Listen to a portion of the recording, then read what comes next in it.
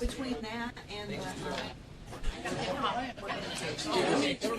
I clicked on the link for the same questions, and then it would take you somewhere else, and you would read that stuff. And then that link would take you somewhere else, and it's just like, oh my God, stop. Clue what I'm doing. But every time you click on it, another link would pop up to go to something else, and you'd read about that, and then it would be something else. When you talk, this one's been the hardest question to figure out.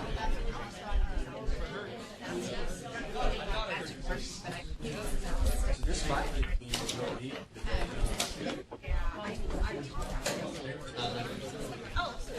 Big black magic marker? Why? Big black magic marker? I was thinking it. Pretty well done.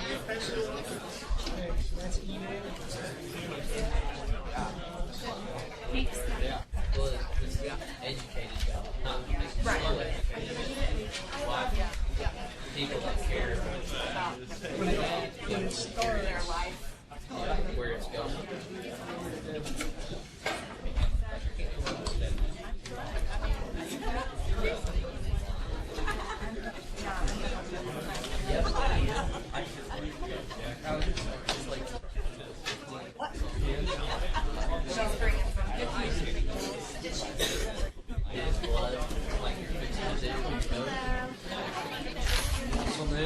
If you have questions you'd like to ask, we'll fill those out. You gotta figure out the snap. Yeah, there's no.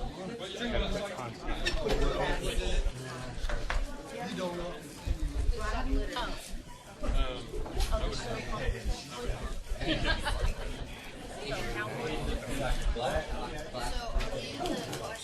black and strong. How are you? Black and bold. Black. For everybody.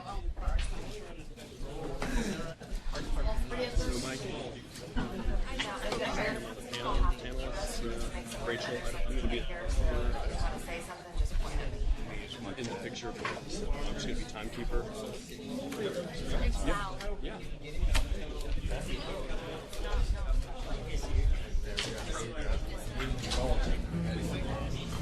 They didn't have all this the first time I went to college. This land is your land, and this land is my land.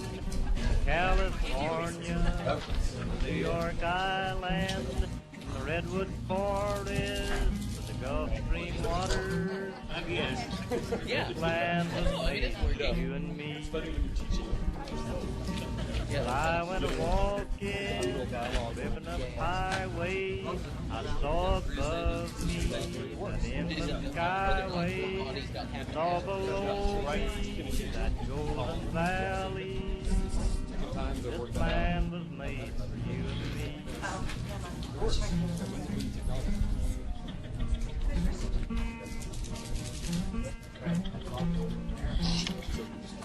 I roamed and rambled, followed my footsteps, the sparkling sands of her diamond desert. All around me, a voice was sounding. This land was made for you and me. When the sun comes shining, and I was strolling, and the wheat fields waving, dust clouds rolling. Voice was chanting, all was lifting. This land was made for you and me. This land is your land, and this land is my land. From California to the New York Island, from Redwood Forest to Gulf Stream waters. This land was made for you and me. That's okay. Whatever. The sun comes shining, I'm strolling. I would also Fields waving, dust clouds rolling. The Lord coming chanting, the fall was lifting. I'm good. This land was made for you and me. What is core? Oh. Serving our ranger. Serving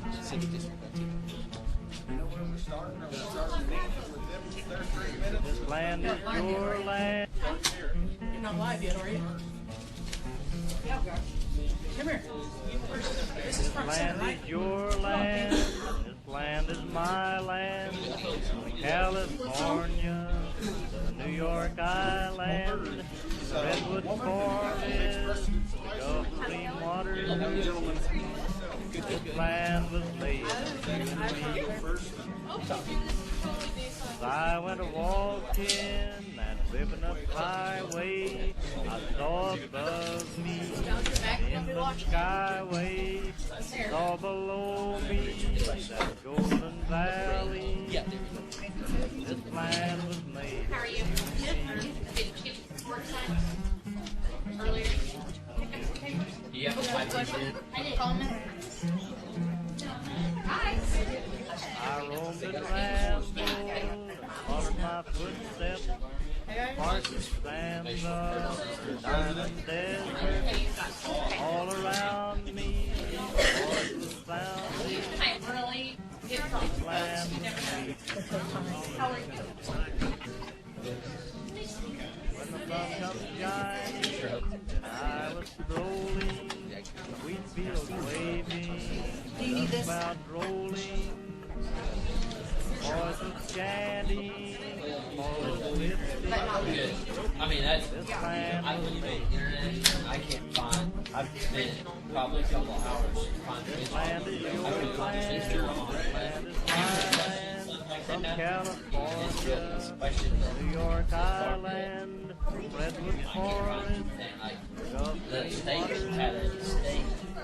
Land was The made. state had the original part of the Sun comes shining, I was strolling, I've yet to find fields the state waving, bill. Because I want to find clouds rolling, Right now?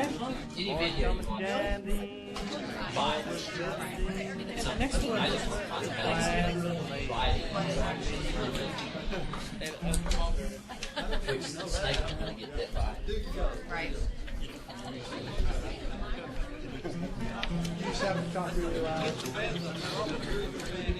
This land is your land, this land is my.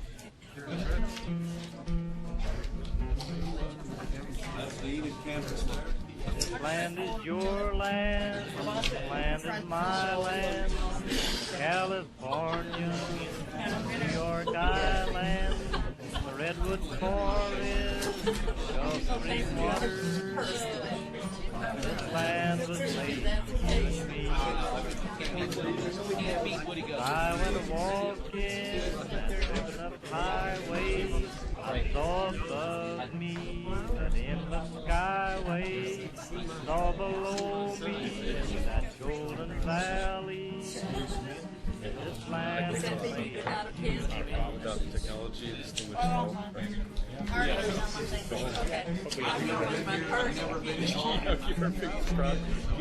I roamed and rambled, followed my footsteps, parked and stand up, diamond desert, all around me. So stuff like you got Palm voice was City, sounding. you got Palm City, Woodward. This land was Well, made for you so and me. is Woodward the gray chair? When the sun comes shining, No, the use of the OIC rolling, is Palm City. The other one. waving, dust clouds rolling, boys was chanting, all was lifting. This land was made. This land is your land, this land is my land. From California to the New York Island, Redwood Forest, Gulf Stream waters. This land is made. When the sun comes shining, I was strolling, wheat fields waving, sun clouds rolling, boys coming chanting, all was lifting. This land is made.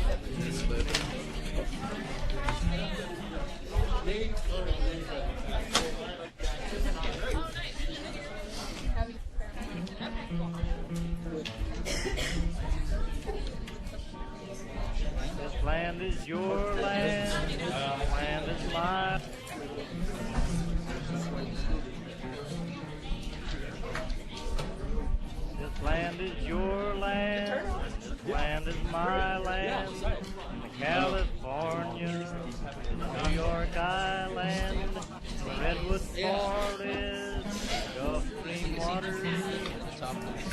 This land's amazing.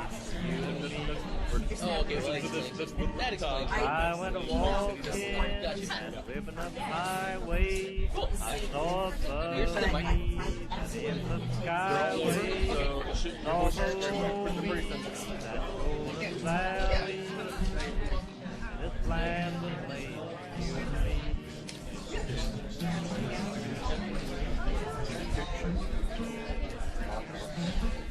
Oh, yeah. I rolled in Lambo, followed my footsteps, parked in Lambo, diamond desert, all around me, boys and flags.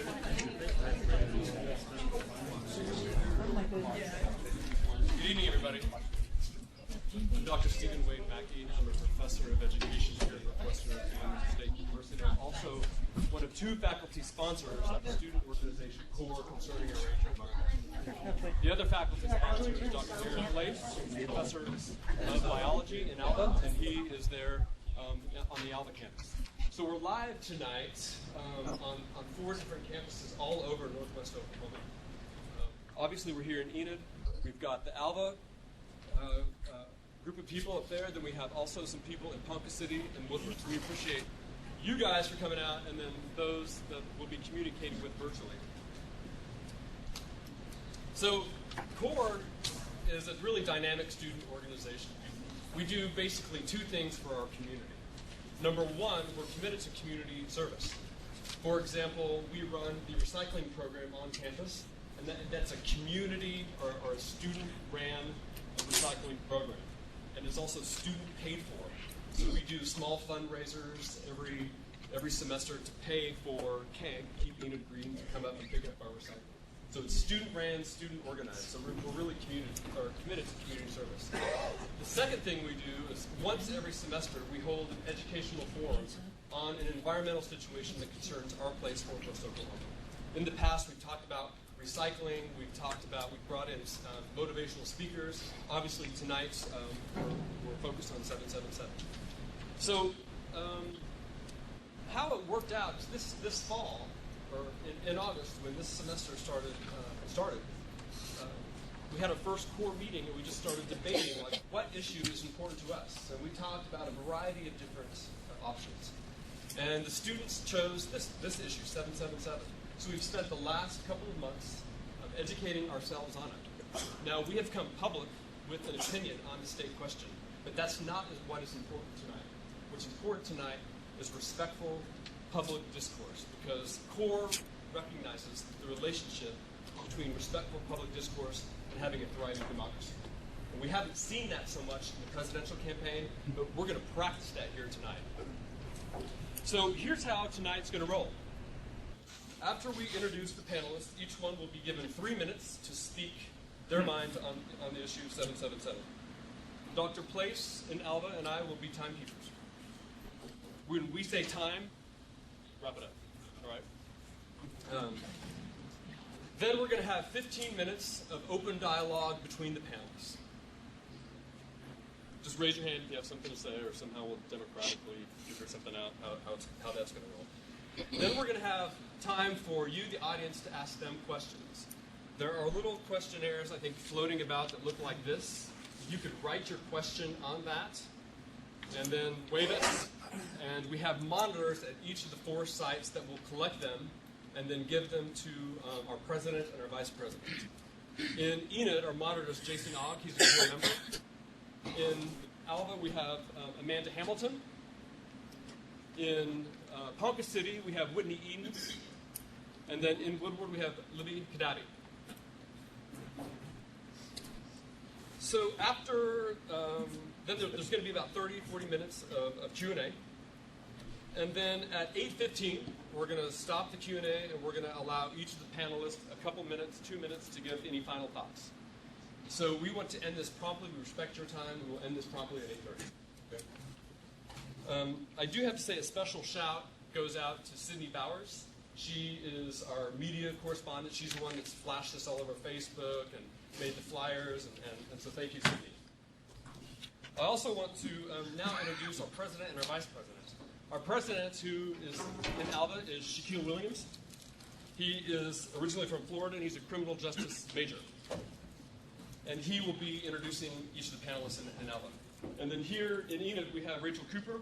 She is a Marine, and she will be graduating Northwestern in May. Let's get her done,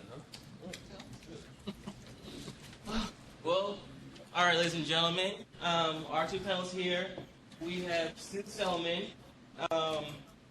She's from Harper County.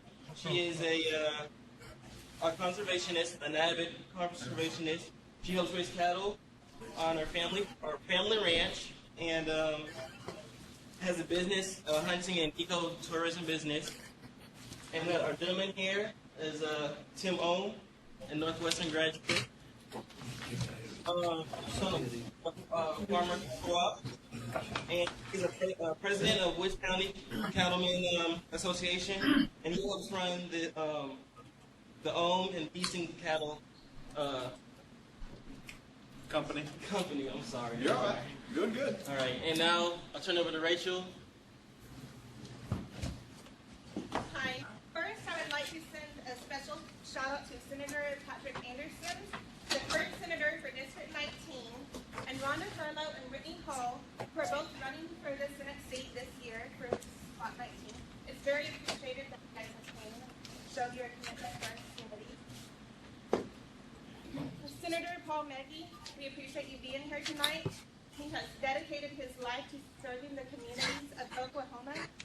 He's a farmer from Tonkawa, and he never forgot his roots. Also, he did serve from 1990 to 2002. We appreciate it. Right. Ben Ezel is an Enid, Oklahoma native. He's an Enid lawyer and serves our community as the Enid City Commissioner. Members of the Enid Regional Development Alliance Board, Enid Arts Council, and Gaslight Theater Board. Paulette Ring is a fifth-generation Oklahoman and farmer. Her family farm and store, Valley Stickers Farm, provides affordable and healthy care by care and food to many Oklahoman families. And last but not least, Bill Steinert is an Oklahoman native of many generations. He is Steinert Farms is one of the largest farming operations in Garfield County, and we appreciate you being here tonight. Thank you. Shaquille, it's back to you. Back to me. So now we will start giving them their time to say what they would like to say. We'll start with Sue Selman.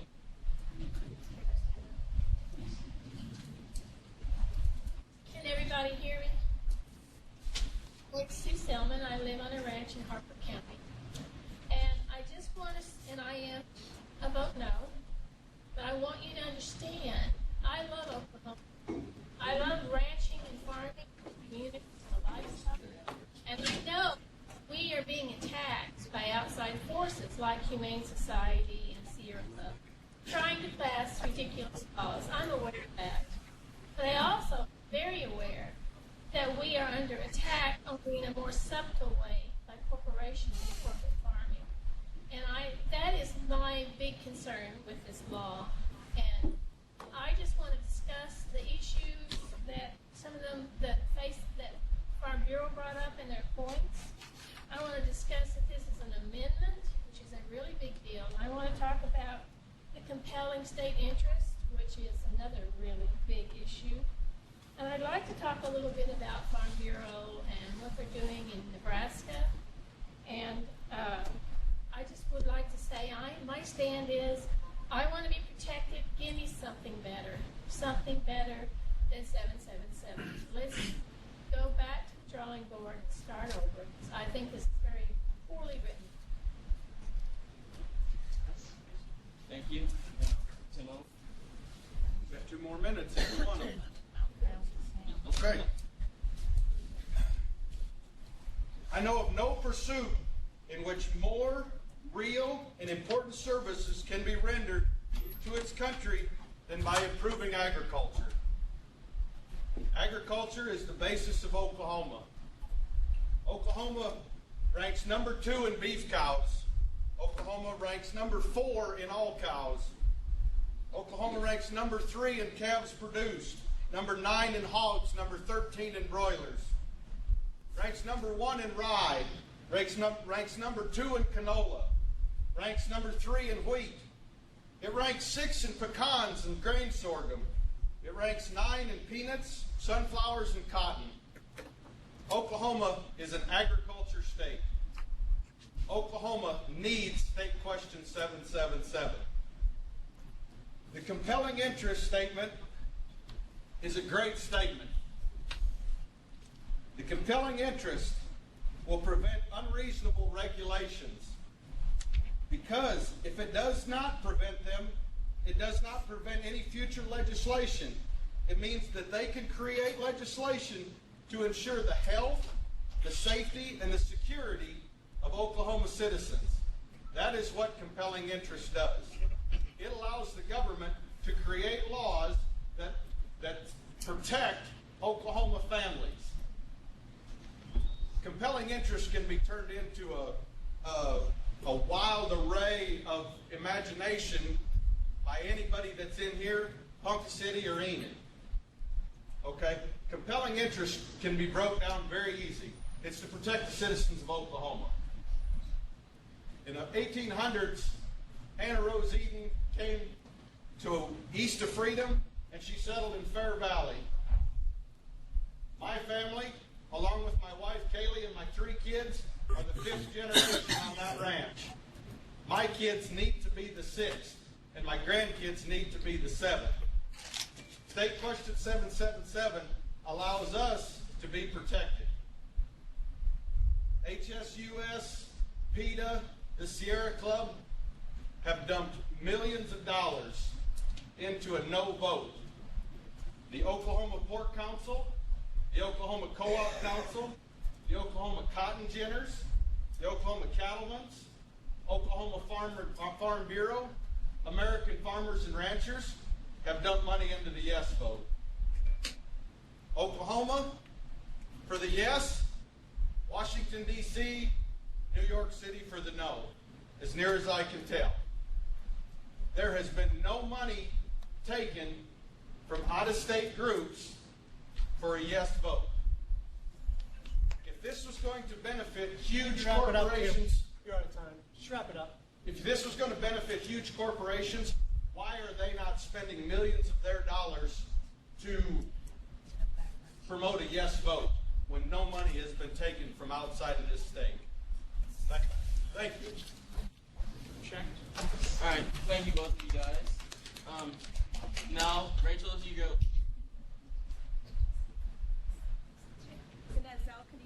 Yeah.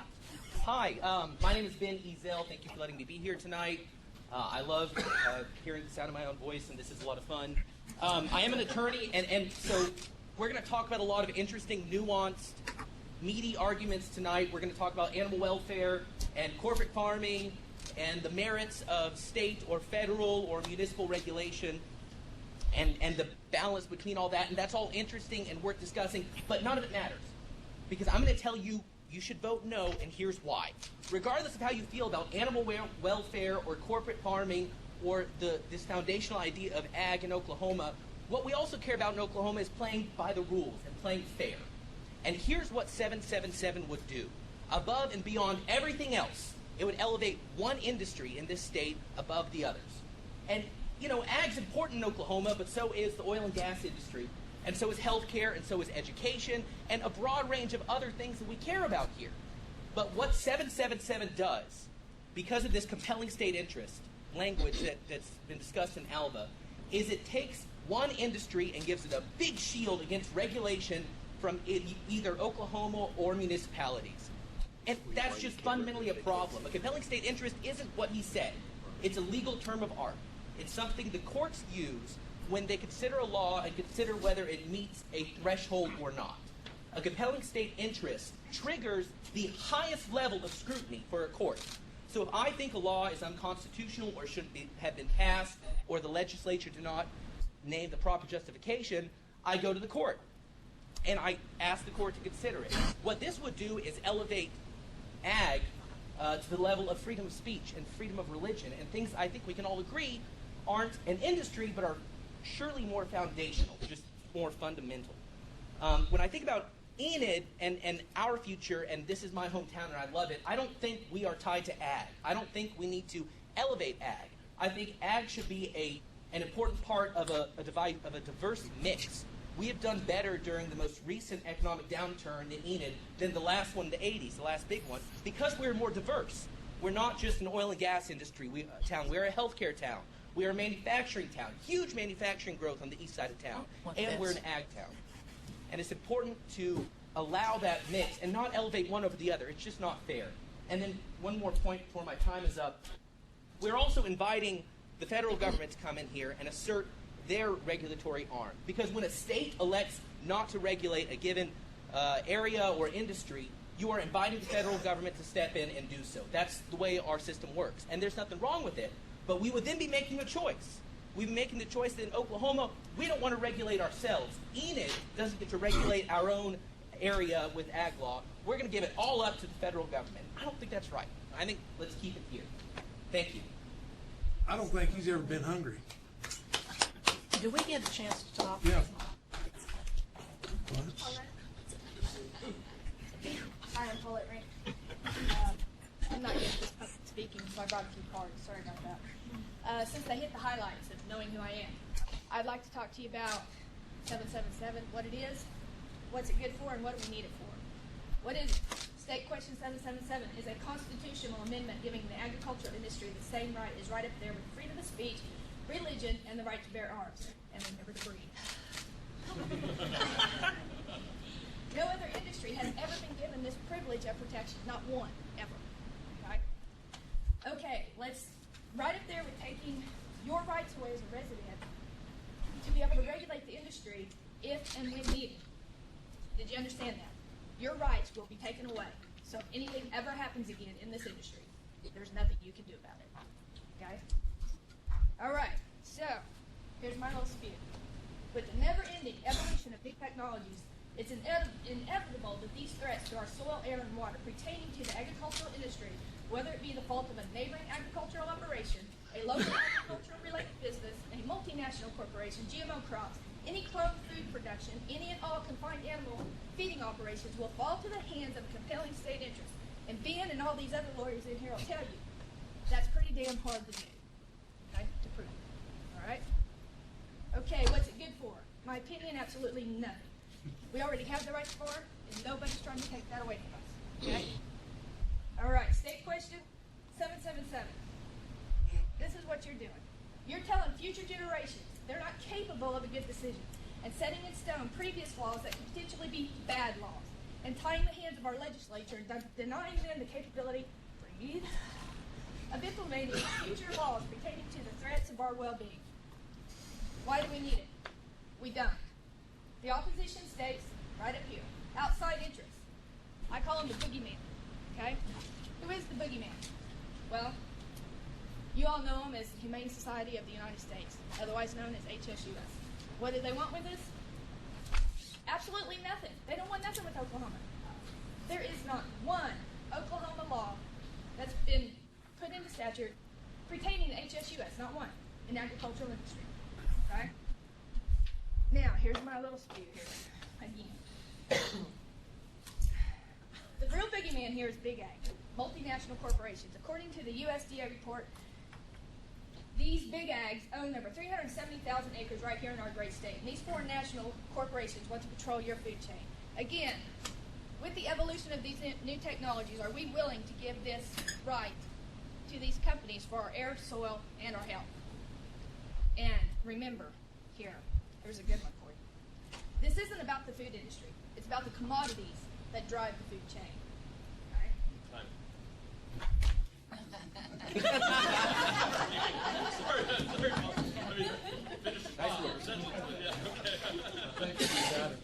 I was out of breath. I know. You're not telling me anything I don't know. Mr. Steiner?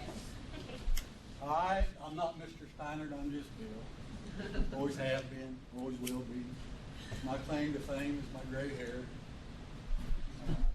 everything that everybody said is true. Oklahoma has never had a law passed by HSUS or promoted by HSUS, but it's not true in other states. It's true in other states. They regulated the poultry industry and the swine industry in California, attempting to regulate the genetically modified crop industry in Colorado. They're attempting to regulate poultry in Massachusetts right now. And I'm going to compare this, people, to what this law does. It doesn't change anything. The laws that are on the books served us, as people have pointed out, Virginia has served agriculture well. So I think they're well worth preserving.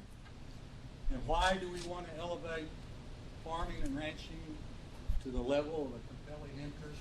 Of all the industries that Mr. Ezell mentioned, the only one that I can think of that we absolutely cannot do without is food. There are generations before us, even my father's generation. I remember my dad talking about Grandma could make a meal out of bread and water. Some of the older people remember this, but I don't think the generations that came after me know anything about being hungry. And that's why I think it should be elevated to a higher level. And, you know, we're in a new day. My grandfather was an immigrant to this country. He died when my dad was 15 in 1932. My dad had to quit school, didn't get the opportunity to finish school because he had to support grandma. But my dad didn't farm like his dad. I don't farm like my dad. My sons that have come after me don't farm like I do. And our grandsons that are with us now will not farm like I do either, or they do. Yeah. So I think the law needs to be flexible, and I think it will be.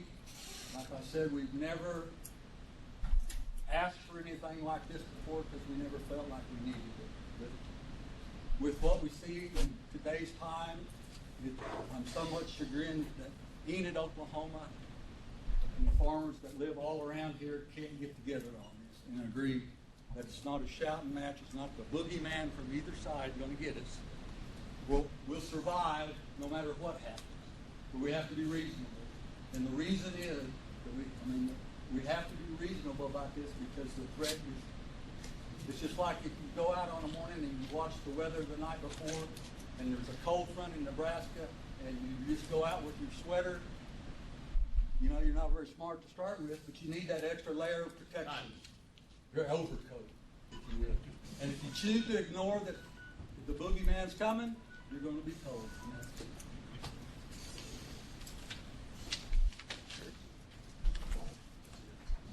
So now we'd like to open it up between 15 minutes of dialogue just between the panelists. I've got a question for either of the yes folks. And what I'd really like to know is can you name a single piece of legislation proposed at the Oklahoma Capitol that, go back as far as you want. Can you name a single piece of legislation proposed, not even passed, just proposed, that you think would have hurt your ability to farm and that this constitutional amendment would have prevented? I'm not an expert. I don't know. I do know it's happened in other states, and that's all I can speak on. Well, but that other state, I don't know. Sure. I don't know. But that other state, everybody keeps throwing out this chicken thing in California, and you folks, that's a false equivalency. Here's what happened in California. They passed a law, but at the same time, there was a massive avian influenza epidemic that killed like half the chickens in California. And then at this same time, on top of that, there was a record-breaking drought, which drove up commodity prices across the board. All the food was more expensive, including what the chickens ate. So the price of eggs went up. But food is a really complicated, multinational economy of scale. This isn't just you grow food and I eat it. We are a bigger market than that, a much bigger market. And one law in California would not be enough to drive up eggs anywhere. Today, the price of a dozen eggs in Sacramento, California is about 10% higher than a dozen eggs in Oklahoma City. And so it's higher. But you also got to keep in mind that a lot more eggs are grown in the Midwest, in our neck of the woods, and they have to be trucked. So, of course, transportation cost is higher to get food to California. Mr. Ezell, Yeah. Oklahoma ranks 36th in egg production We raise 702 million eggs a year. That's ranked 36th. So it's really not an accurate statement to say that we raise as many eggs as California does. Also, I'll let everyone know California has laws in effect that state if the humidity is below a certain percent and the wind is above a certain mile per hour, it's against the law to farm conventionally because of dust molecules. In California, they've got legislation introduced that if you're going to transport livestock, it must be in a heated and cooled environment. In Kansas, a company, a law firm out of San Diego, California, came in and said that a coyote calling contest was illegal. Okay? This stuff is happening. This is not a smoke screen. California's eggs are more expensive. California passed a deal for crate size.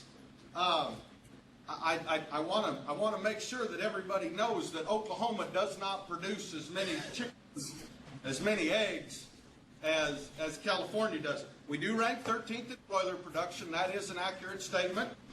We do produce 702 million eggs.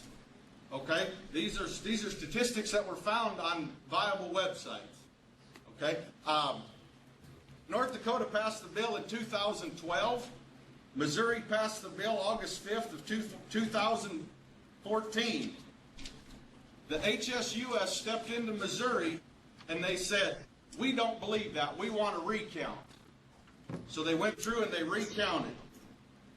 Then they said, after they lost that argument, they said, well, HSUS invested more money, and they said, well, the ballot language was misleading, and that's why we lost. So they went to the Supreme Court, and the Supreme Court ruled that the ballot language was of adequate information and was out for an adequate amount of time. I'm sure my language isn't exactly like the court of law or the lady that said it, but I want to reiterate that there are 80,000 farms and ranches in the state of Oklahoma, and 98% of them are family-owned and family-operated. But only 2% of them are the ones that produce 98% of the production that comes out of Oklahoma. Only 2%. So let's get back to what you said about California and not being able to plow the ground on certain days. That's no different than being here in Oklahoma and they say, please watch out and don't mow your yards today or drive as much today because of the fossil fuels. We have a low air pressure. It's pollution. I don't know how many of you are here from California, but I am, okay? And You're let from me tell California? you, it's polluted. All right. You want to You're come over from here and say that? Seriously. I'm asking, ma'am, you are from California? Originally I am, yes. I've been here since I was 6 years old. Okay. All right? I go back that's there great. and see my family. Okay. I'm not trying to argue with them at all. They're highly polluted out there. Chance to reason. And when they ask you not to plow on certain days, it's no different than being here in Oklahoma and they say, please don't mow your yards or please carpool. It's the same thing. Okay? That's not true. Prop 2. My turn. This is a time of debate, so we'll get to you, and if you have a question, you can write Prop it down. 2. Let's go back to Prop 2. I'd like to say something about North Dakota. Can I say something about Farm Bureau in North Dakota? Farm Bureau, North Dakota passed a right to farm amendment. Also, North Dakota prohibits corporate farming. Well, they just tried to pass a referendum forcing that, and it was voted down. Well, guess who's suing North Dakota to force them to have corporate farming? Farm Bureau. Our good friends of the family farmer want to sue and make them have corporate farming. That's funny. Well, but I mean, at the end of the day, Farm Bureau is clearly pushing this, and of course they are. It's in their economic interest. Farm Bureau is, by and large, an insurance company. And if this gets passed, then that will add more predictability for their insurance market. And can you blame them? I mean, it's the same reason that the Pork Council, give me half a minute here, the Pork Council is also pushing this. It's a trade group. It will give them more protection. And there's no fault in that. I mean, there's nothing wrong with doing that, but we should not take that as some altruistic act. they are following their own best economic interest, we have to consider whether it's in our best interest. It's not Farm Bureau Insurance. It's Oklahoma Farm Bureau Federation. They're different. Farm Bureau Insurance is a subsidiary of the Farm Bureau Federation. It's a federation. It's a member-owned, member-driven organization, grassroots, farmer. Although that's accurate, the second largest donation to the Oklahoma Farmers Care, which is the political action committee that is pushing the yes vote, the second biggest donation was from Oklahoma Farm Bureau Mutual Insurance Company. And so they are, after the Port Council, the biggest donor for the yes. We heard some numbers beginning of the night here from Alva about what kind of donations are going into these campaigns. Based on the September 25th ethics disclosures, which everybody's got to do if you're donating to these campaigns, the yes campaign has raised about $375 grand, and the no campaign has raised, about $275 grand.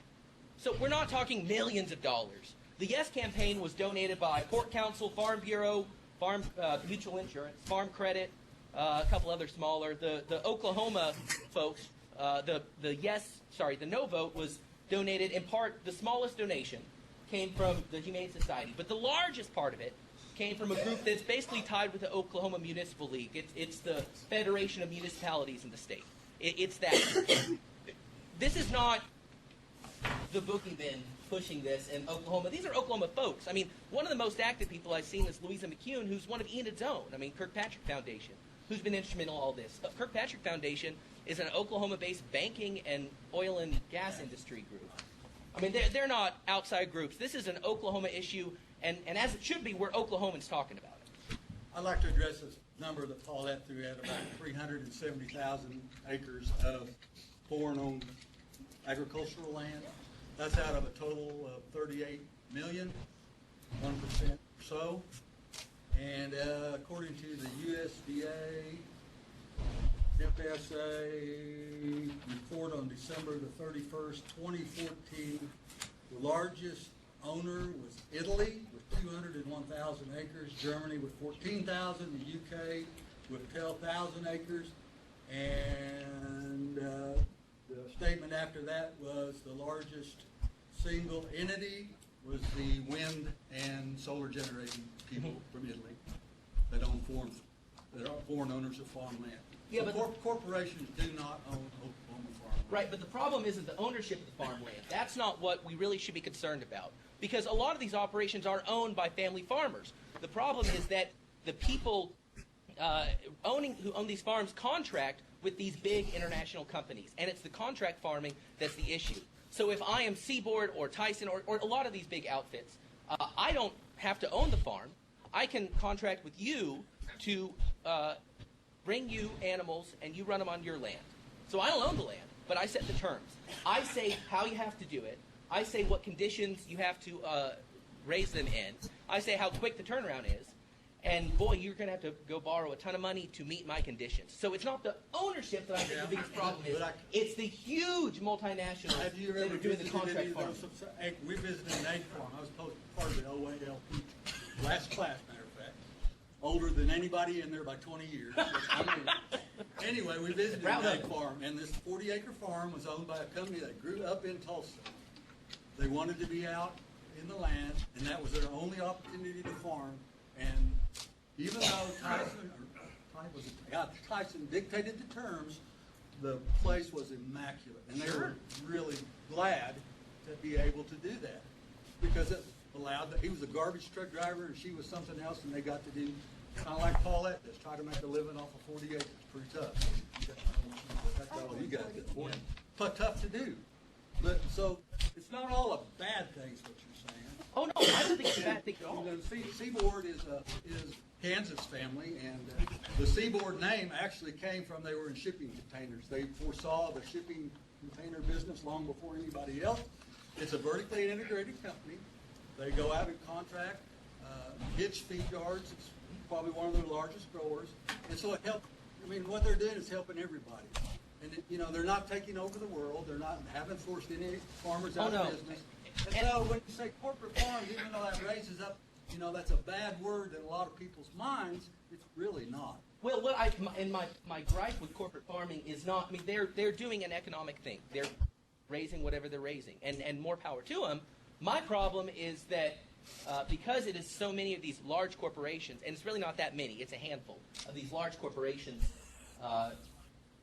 do we really need to give those large corporations this much of a handout? I mean, this is elevating those so high, and the reason I don't the read scale, that into it, Dan, because it doesn't say that. It doesn't say large corporations get preference. We take the laws that are already on the books that protect the farmers that we have now.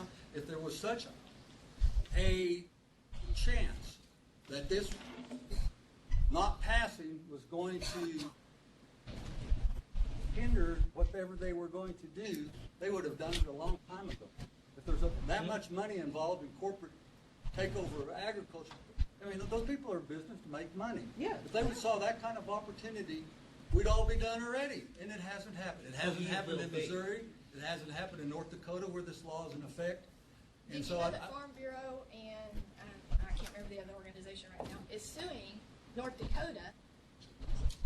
So foreigners can't own land now in North Dakota.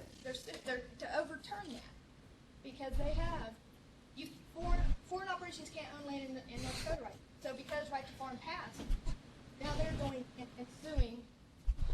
I haven't seen that. The only lawsuits that I've seen in challenge of those two states' laws was a couple of dingbats trying to grow marijuana under Right to Farm, and the other one was trying to establish a chicken operation in downtown something. Well, but if you're talking about North Dakota and Missouri, is that the other?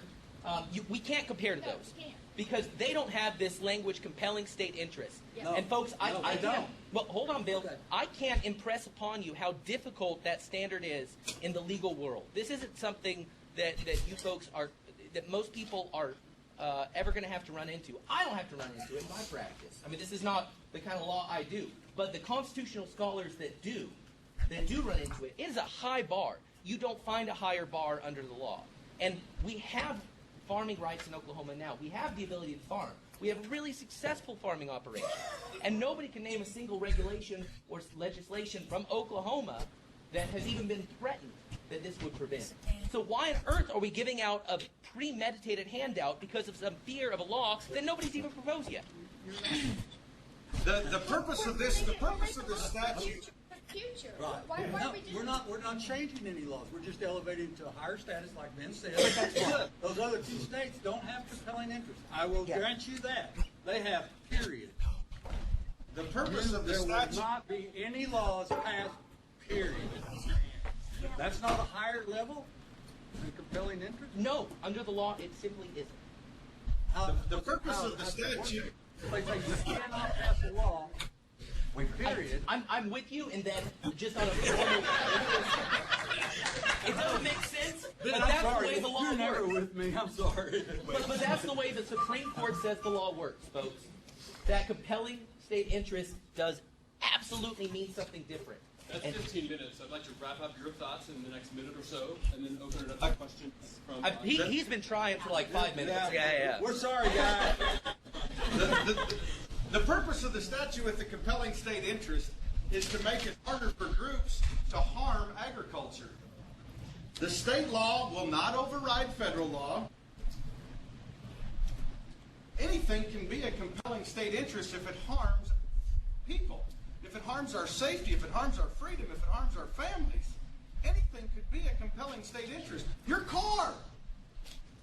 It could harm someone. But no, Okay, you're if we wrong. do this. I'm not a compelling state interest. That's not the way the law works. These people here are not a compelling state interest. It has to apply to the whole state to be a compelling state interest. Furthermore, it's not a law we're passing, it's a constitutional amendment, Yes. which is just a bigger thing on every level. And I promise this is the last thing I'll say before my time's up. We passed a constitutional amendment recently, just a few years ago. I think it was 942. It is the right to hunt fish. We have a constitutional right in this state to hunt and fish, as we should. But that law did not include this language. That law did not include the compelling governmental interest. All that law said is that we've got a fundamental constitutional right to hunt fish subject to reasonable legislation. It's a much lower standard. And I know that logically you'd think it'd be the same thing. But the entire history of American jurisprudence says that's just not right. And nor will it be when we have to, when our Attorney General is spending hundreds of thousands of all our state dollars defending us. Are there any final thoughts from Alva before we move on to the Q&A with our audience? Yes, I've kind of been overrun here, but Sorry. they keep saying that this won't change any laws on the books. That may be true. But those laws on the books could be removed, and if it's starting agriculture, then they can't be put back without a great deal of difficulty because this is an amendment. So they can remove laws. They might not change them, but they can take them away, and then you can't get them back. Fair point. All right, I think the first question is going to come from the Alva group. So, Shaq, do you have any questions? And then if there's any in Enid, be sure to give it to Jason. You want to give all of them? Okay. All right. This question is for all the panelists. What's the harm of waiting to pass this bill at the later date until it can be more clearly written? In my opinion, did everybody hear the question in Alva and Enid and Punk City? No, I'll read it again. What's the harm of waiting to pass this bill at a later date until it can be more clearly written? Well, we only get one bite of the apple. When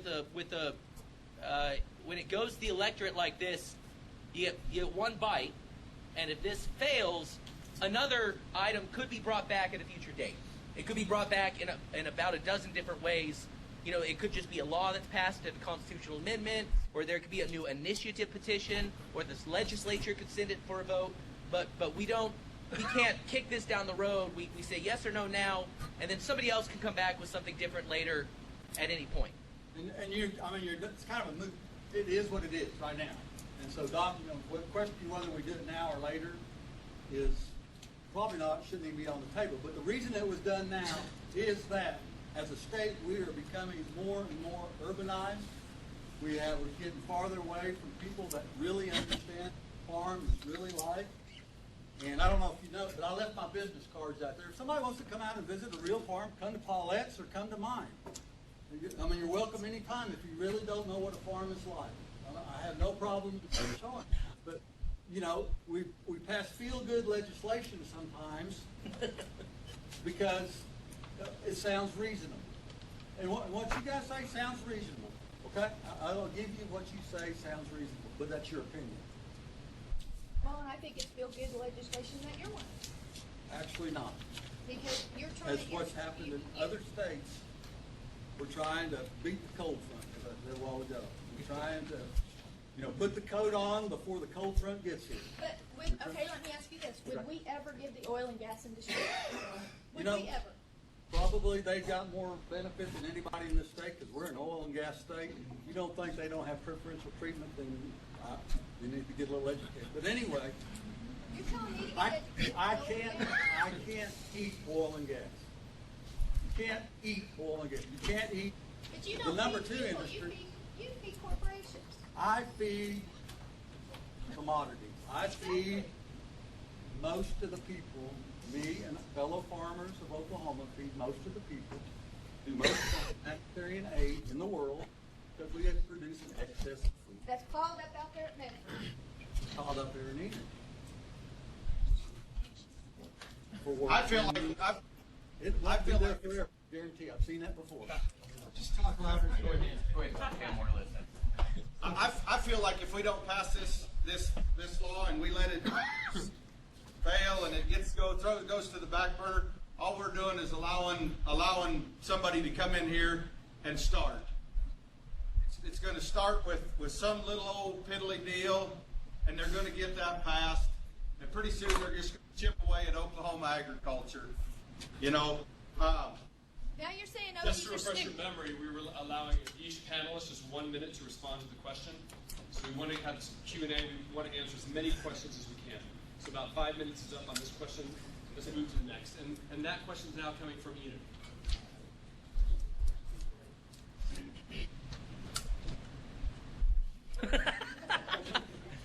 up over there.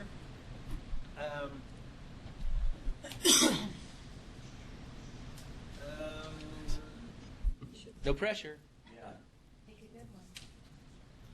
Okay, this is one for all panelists. It states we hire legislators to go to the Capitol to represent us. Why would we pass an amendment to hamstring the legislators from doing their job? That's from Patrick Anderson, and No, it's not. This bill went through the House, and it passed by 83% of the House, of the legislature, passed this deal. And there was 6 vacant votes that had to be no. So if you give me 3 of the vacant votes that were yes, I'll take 50%. That puts us over 90% of our legislators that we elected thought that this was an item that needed to be on the ballot. So that's a great question. There's your answer. Scott Briggs, Casey Murdoch introduced legislation, wrote it. Oklahoma cattle producers, several of the agriculture industries got together and wrote the law. I think it's pretty self-explanatory if you look for it. I think just because it made it through both all the House, they wanted us to be able to decide what we want to vote on it. It doesn't mean that they thought it was necessarily the best thing. They wanted to give us a chance to vote on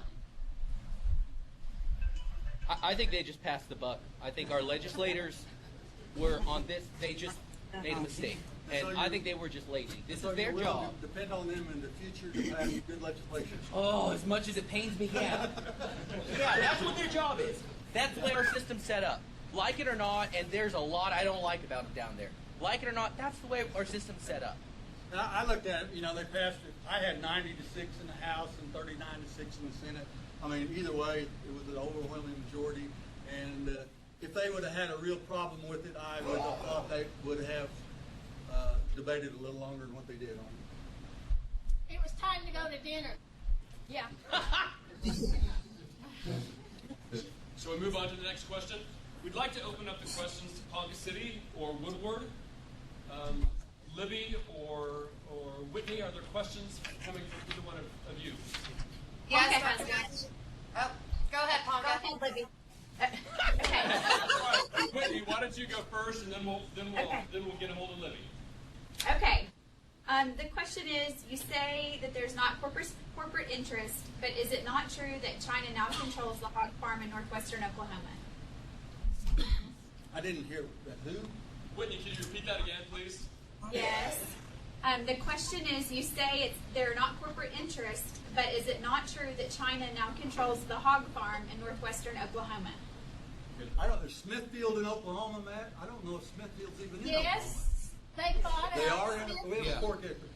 So They bought China out owns Smithfield Smithfield. Farm. Smithfield was an American family-owned corporation. So it's American driven. It's American managed. I would suppose China owns. No, it's not. China As owns most of the clothes we're wearing tonight. So. The fact is, China owns it. The fact is, Not sure that was an answer. And that's a scary thing. She tried to answer it. Why wouldn't it be? Largest economic growing country in the world. We have businesses here in Oklahoma that go to China. Which is big in China. I mean, we go there.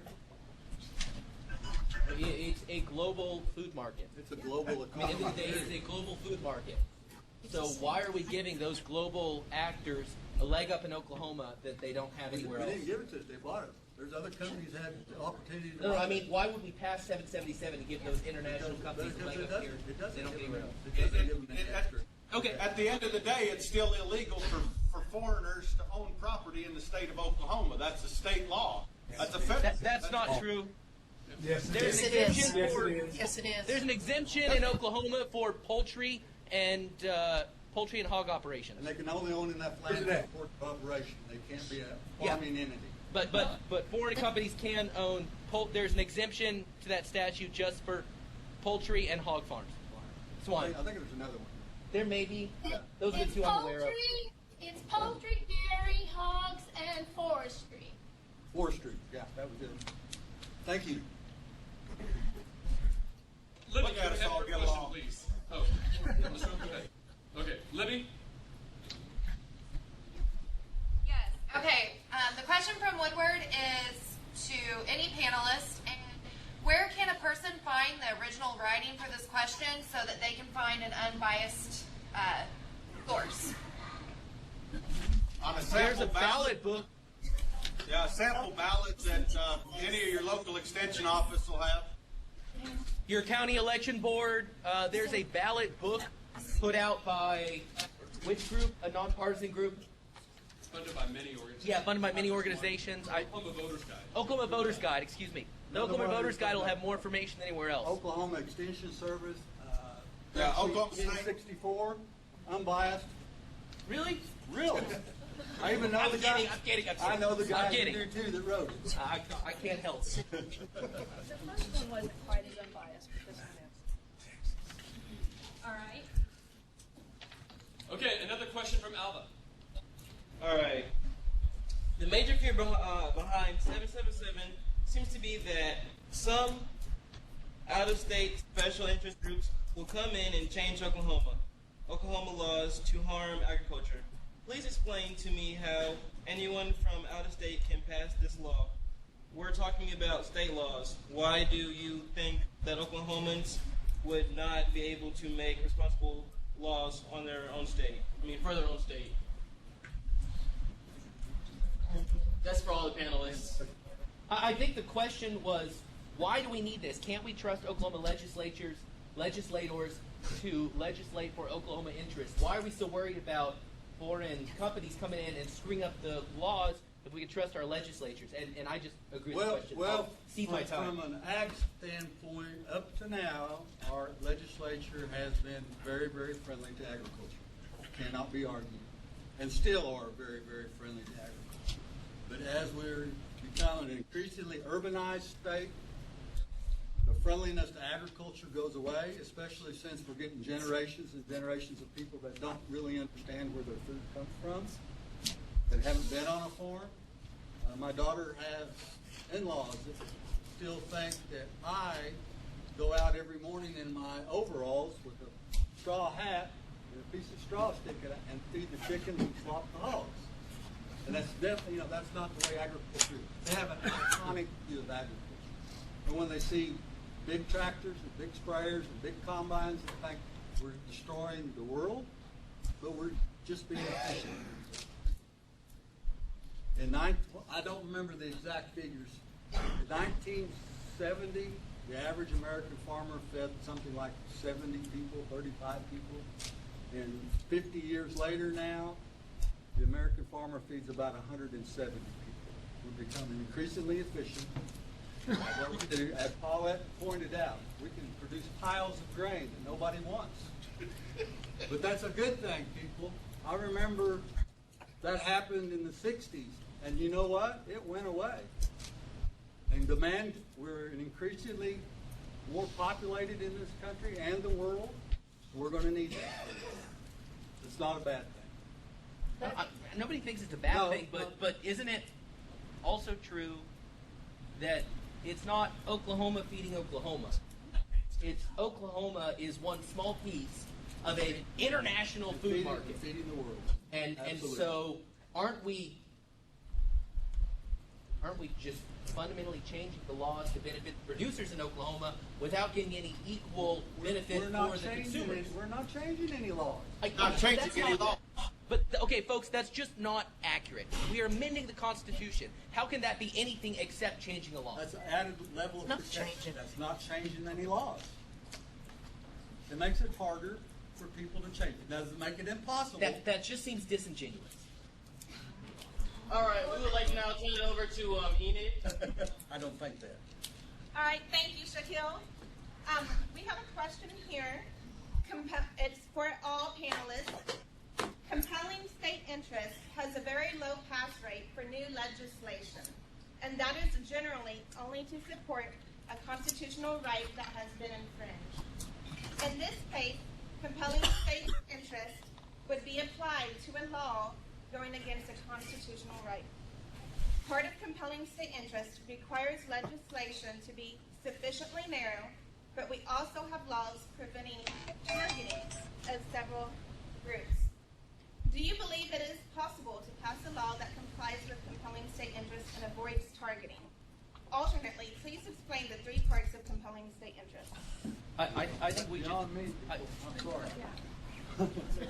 I'd like Paulette wants to answer that. No, I just... I didn't understand half the language in it, Bill, so... I understood the question, but here's the problem. We got no idea. We literally have no clue. So in jurisprudence in America, we have this idea that we can always look to what somebody else has done before. There's not a lot of new law. We look to what other states have done, other federal judicial districts have done.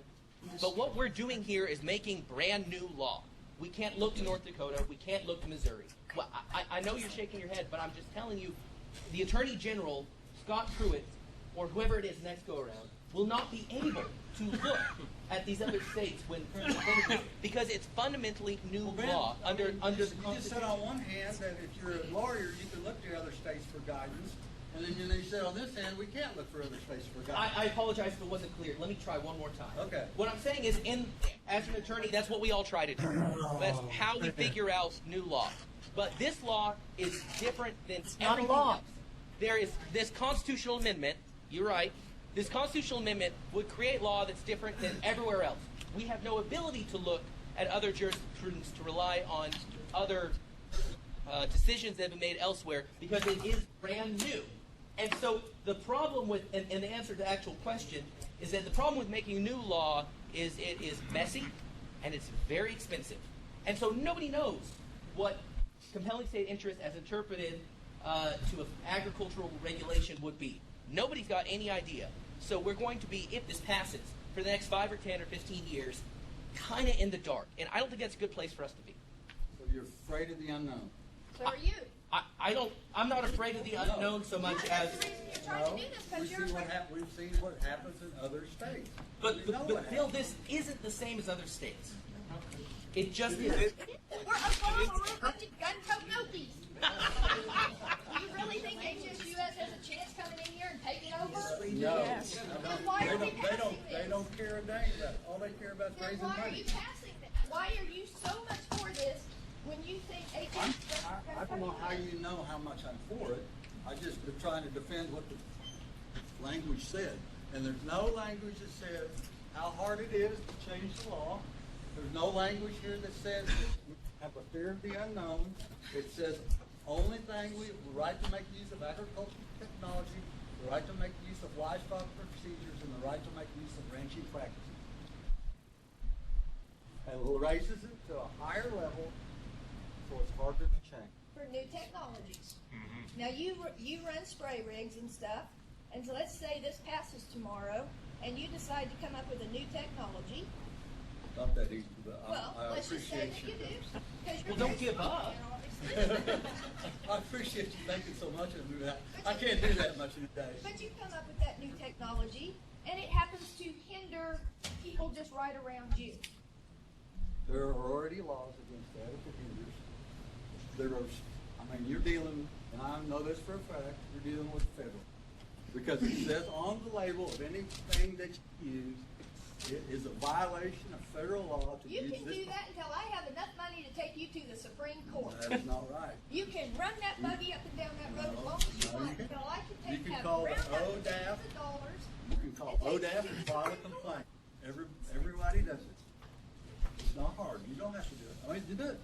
And they'll investigate. If you have a legitimate I'm claim. for state interest. I'm for That has nothing to do with that. That's a federal law. Federal law will protect it. Rights the label. Prove the label. Now, the other problem that we haven't really touched on tonight that goes along with passage of this is it makes... Okay, so removing... You keep saying that all the laws we have today stay in place, and that's true until the legislature removes them. Right. And it makes it much, much, much easier to remove a regulation and much, much, much harder to put in place a new regulation. So say next year the legislature goes and, after this passes, if it passes, the Oklahoma legislature goes and removes a regulation on agriculture that seems like a really good idea at the time. And then comes down another year or 18 months or 2 years later, and turns out, boy, we really should have kept that.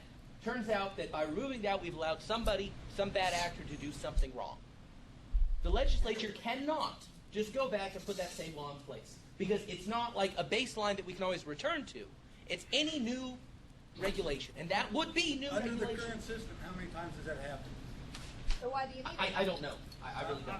I can't take the time when they eliminated a law in which they wouldn't have, passed it right back again. That's 5 minutes on that question. Okay, go ahead. I would like to say, say I swallow my tongue tonight while I'm sleeping and I die. Could happen. Might happen. Probably not going to happen. But that's the same.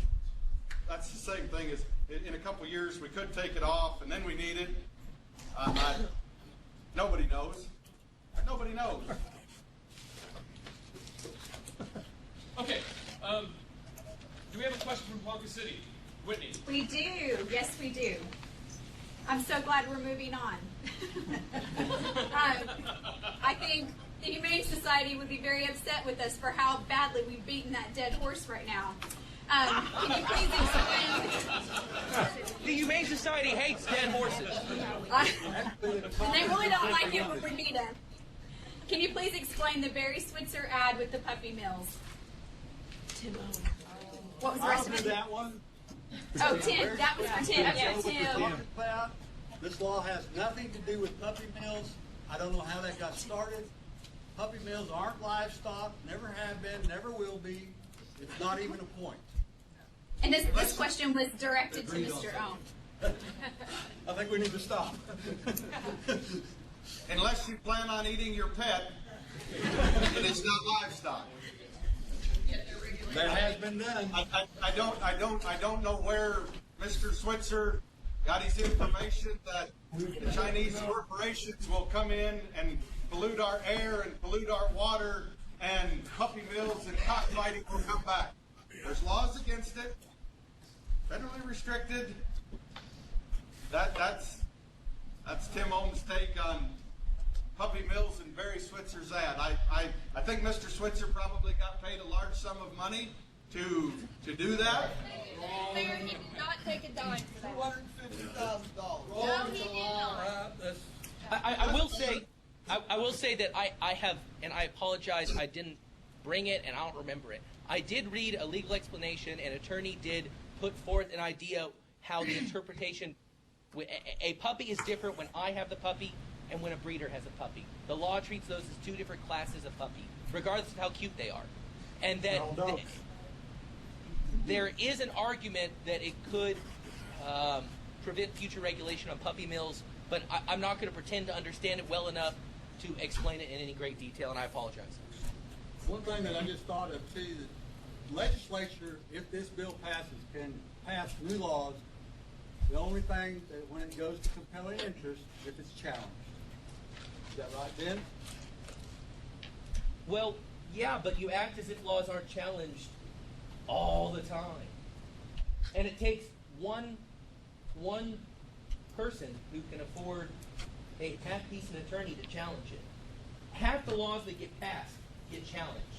Every year, our Attorney General spends an enormous amount of money and time defending laws.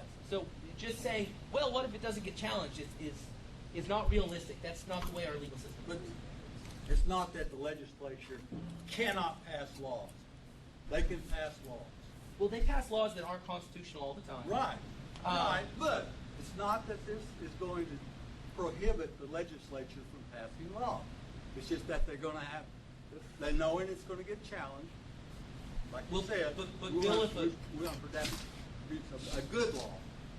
You know, I don't like laws because the first thing people do when they pass a law is figure a way around it, right? That's the first activity that goes on when a law's passed.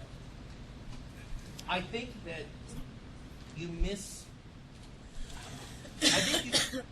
I don't think you're appropriately giving the amount of weight to a compelling state interest under the law. I can't impress enough how big a barrier that is. And I would like our legislators to spend their time passing good law. I would like their consideration of the law to result in something that actually can be enforced. I don't want every law coming out of the legislature to get tied up in court for 18 months. Or neither do we. Neither does our side. We want good laws. Absolutely. We want laws, and our farmers and ranchers have always been that. We want good laws that protect everybody. Then why do you want to be up here? Why do you want to be above everybody, every other industry? We don't want every other, again, you can't eat every other industry. Go ahead. We got another minute to discuss. That's why. I think food is an important enough item in our lives that it deserves But without higher this status. without this, Without the food, we have nothing. no, but without this law, every farmer in here will keep on going just like he's been going. I agree with that. Okay? But here's the biggest problem with your argument, and it's been bothering me every time you make this argument. Food's so important. Here's the thing: you're not growing food. You're not growing food that I eat, with except a very small exception. You are growing a commodity that goes into an international market. The stuff that our farmers grow is important, and we all eat it. But it goes through about a dozen hands first. And what I had for breakfast did not come from Oklahoma. The banana and coffee I had for breakfast did not come from Oklahoma. And it's one thing to protect farmers when you are living in a world where farmers are subsistence farming, where farmers are growing a vegetable garden. But you're not. You're growing a commodity, which is a fungible commodity that goes onto a big international market. It's not the same thing as if you had a root garden and a vegetable garden and a few But homes. that's not realistic to feed the world. Let's back up. We shouldn't be trying to feed the world. We should be trying to feed the people right here in our own backyard. Right? It's time to go to a question in Woodward. Libby, do you got one for us? No, we do not have any more. Okay, back to Not yet.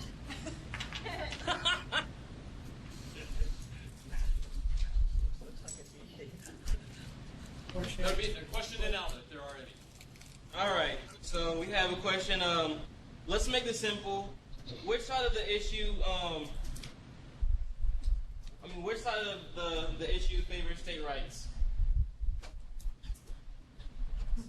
I didn't hear What side of the issue favors state rights? Yeah.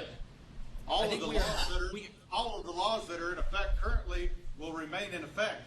I would have to say that the yes vote is pretty obvious on that one. I guess that. But also remember.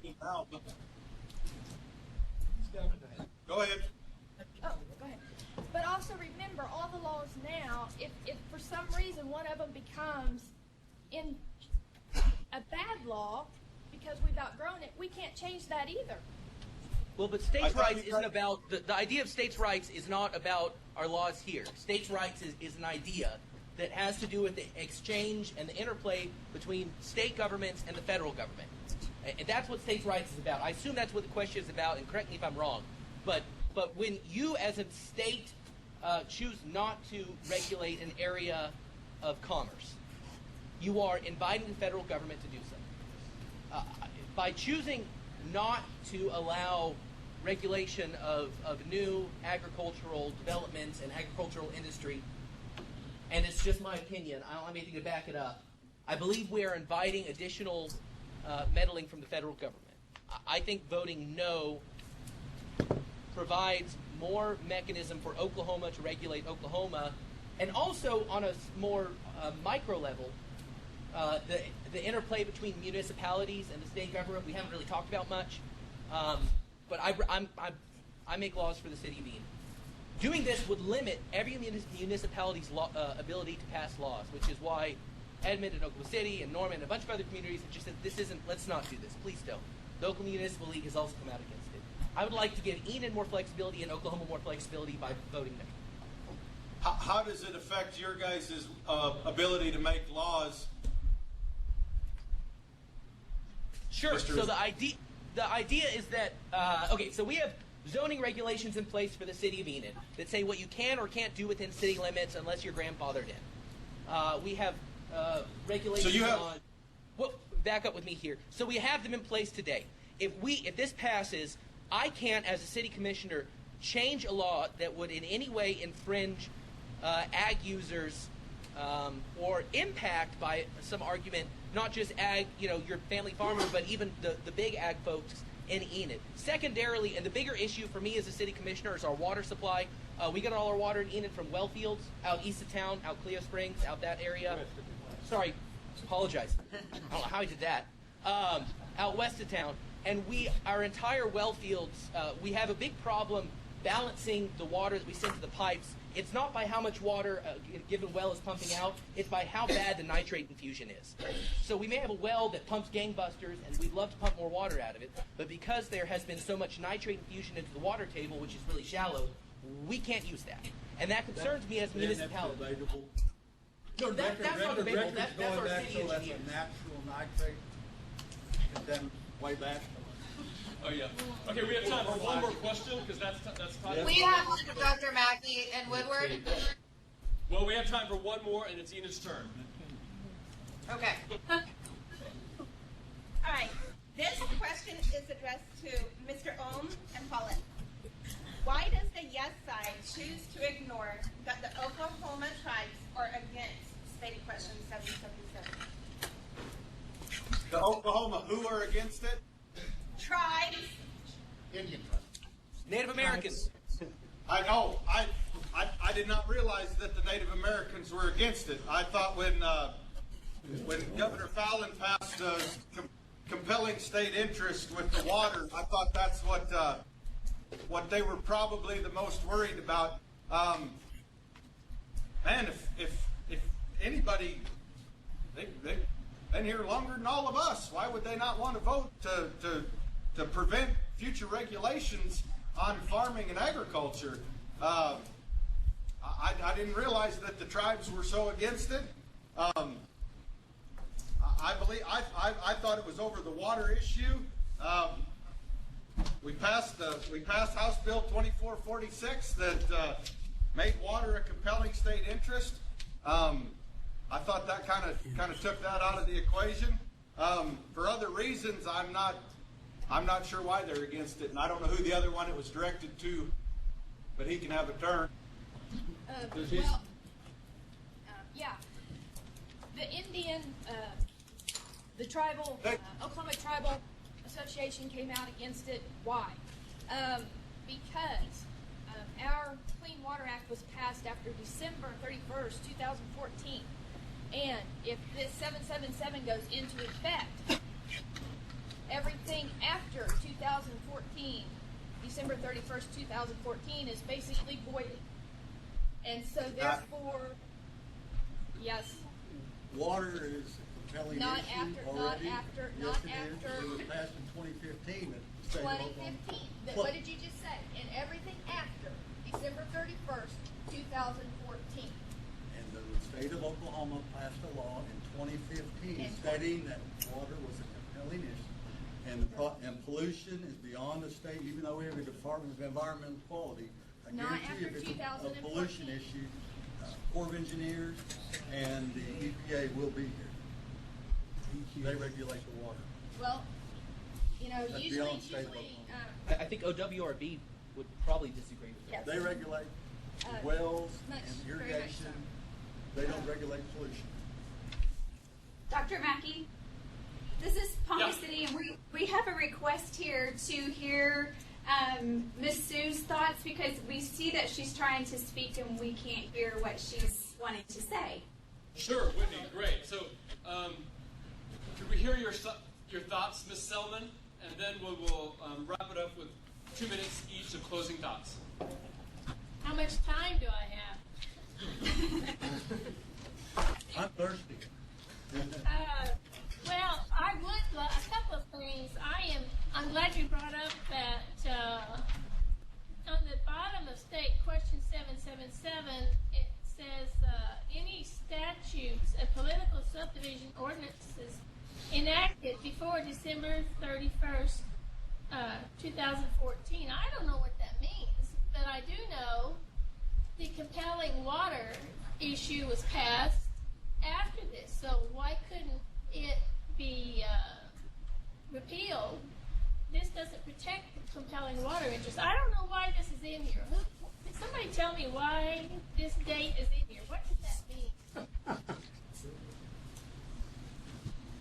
They had to start somewhere. Yeah. That is basically it. They had to start somewhere. But also realize that, you know, whenever Tyson was dumping the chicken litter into the Illinois River, they fought for years and had to, before they ever came to any conclusion of how to deal with it. And then after that, that's when we came up with this. I don't think that's ever been determined that they were entirely involved. That case is still pending. The monetary part of it has already been thrown out, so that's not been decided yet. Well, back to me. I'm sorry. One of my biggest concerns from the start is we are at the, we're the last on the line, so to speak, of Buffalo Creek and Sleeping Bear Creek. They run, we've got 12 miles of creek bottom, and my concern has been if someone at the headwaters pollutes that stream, I'm out of business. I don't have any water for my cattle. And with this compelling state interest and this being an amendment, I have to hire a lawyer who's going to charge me $400 or $500 an hour, and I have to go to the Supreme Court. And if I'm fighting a huge multi-million-dollar corporation, I don't stand a chance. But she has to pay Anybody else will have to fight a huge corporation. 30 feet too, if she loses. All right. I think any lawyer. I'd like to start the closing statements. Mr. Turone, would you go first, and we'll pass it on to Mrs. Selman, and we'll come to you. Get 2 minutes each. The other party's attorney. State question 777 is a yes vote for me. When we get this passed, it's going to create laws, or excuse me, State 777 is a yes vote for me. All this is doing is preventing future legislation to harm agriculture. That is what it is set up for. The purpose is to make it harder for groups to harm agriculture. That is why it is set up this way.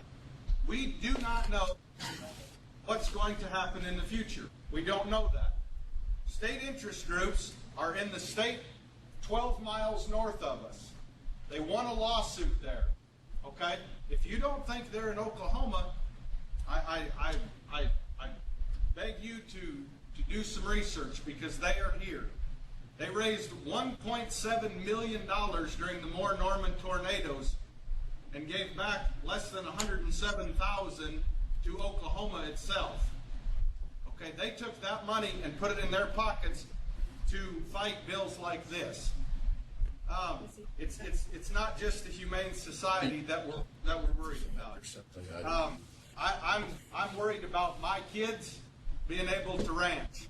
I'm worried about my grandkids being able to raise food.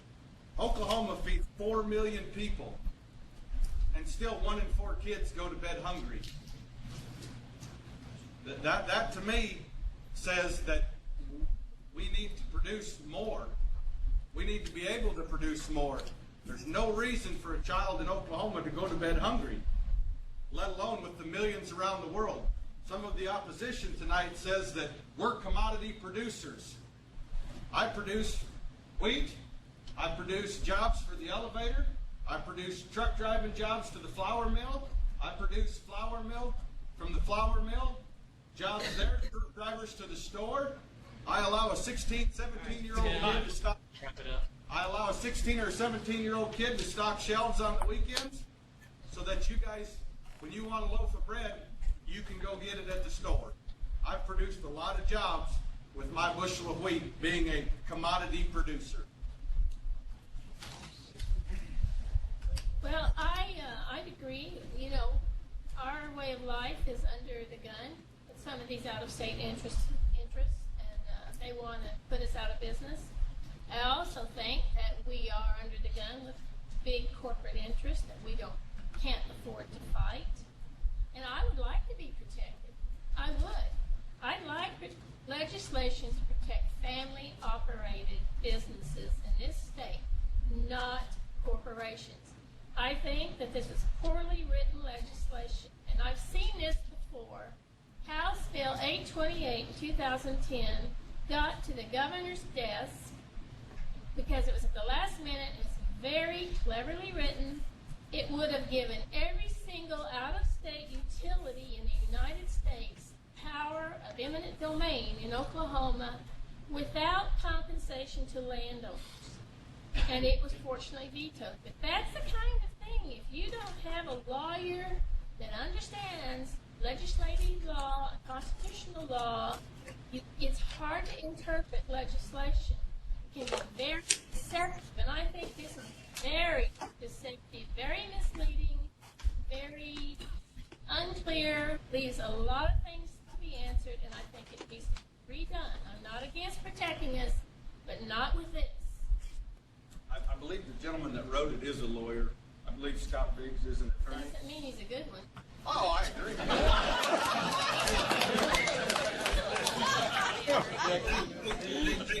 Hey, Mary.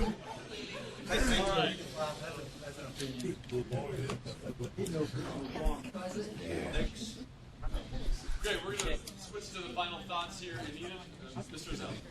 It warms my heart when somebody says something nice about a lawyer. This has been really fun. I've really enjoyed this, and I've enjoyed having really active voices on both sides. Here's the thing. We appreciate farming in Oklahoma, and even Bill was quick to admit that our legislature has been very kind to farmers. I think we should continue to be kind to farmers. But I also think farmers, big, small, grain, hog, swine, whatever, everybody should have to play by the same rules. Because we care about a lot of stuff in Oklahoma, but I think we can all agree that we should just play fair. Every argument you heard about why we should support farming is legitimate tonight. But you should consider each of those arguments in the context of whether that argument justifies elevating the agricultural industry over every other group in the state, every other industry group in the state. Let's trust our legislators to protect farming, and if they don't, let's vote them out. That's the way the system works. Our system is not designed to go past constitutional amendments that tie our hands, and tie my hands and your hands and our kids' hands, not just now but down the road. Let's just keep things fair, let's vote no, and use the system we have that's worked pretty well for us so far. Well, I'm a vote no, obviously. Really. I see no reason for this whatsoever. To me, it's just putting one industry, giving them free reign, basically, to do whatever the hell they want to do. And to me, there's not one logical reason why we should give this to them. Okay? I can't come up with one. I've asked them over and over, and all I ever get is we need the right to farm. We have the right to farm. Okay? And there isn't anybody trying to take that away from us. Even outside interests aren't trying to take that away from us. Okay? Big ag. They are in the game. We sit in here, and none of us in here are actually big ag. When I'm talking big ag, I'm talking JBS, Smithfield, Tyson, Seaport. Those are the big ags I'm talking about. I'm big ag. I'm the president of Oklahoma. These are final thoughts. You can speak to her after the event.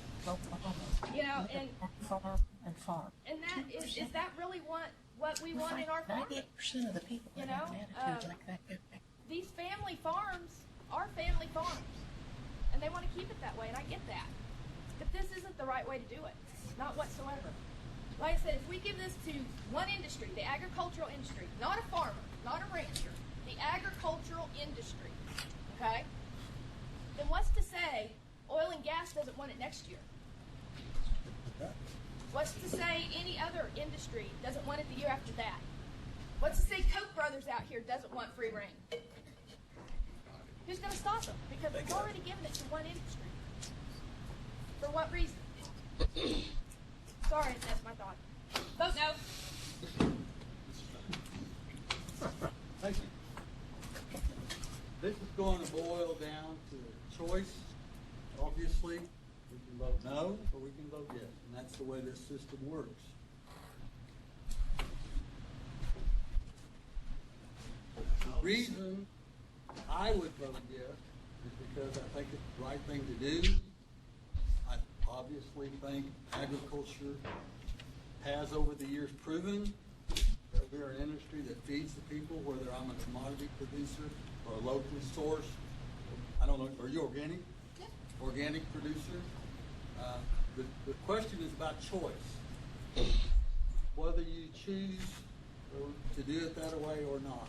And what this constitutional amendment does is elevate the laws that we have in place that protects Paulette, protects our water, protects our land, and protects our rights to a higher level. And I think it's not just my industry, but I think as a people we deserve that, because we don't want to be in a situation ever again where we don't have the safest, most affordable, most abundant food source on the planet. And it's going to take all of us to do that. And so however this turns out, whether the yes wins or the no win, Paulette will be 4 miles away from me, doing what she does, and I will more than likely be doing what I do, and we're going to get along. But I think vote yes is the right way to go. All right. CORE would like to take this opportunity to thank Northwestern, this wonderful university, for the utilization of their facilities, their support of their students, and their dedication to the community. Yeah. Sally Ashton, thank you for attending this event. Senator Paul Maggie, we appreciate the support and your attendance tonight. Without our panelists, this event would not be possible. Thank you for taking time out of your schedules to enable us to engage the community in delightful public discourse. A special thanks to our advisors, Dr. Mackey and Dr. Place, who go above and beyond to support CORE and allowing students to take ownership of the club. Thank you, everyone, for attending tonight in order to educate yourselves about state questions that are sent to the meeting. Thank you.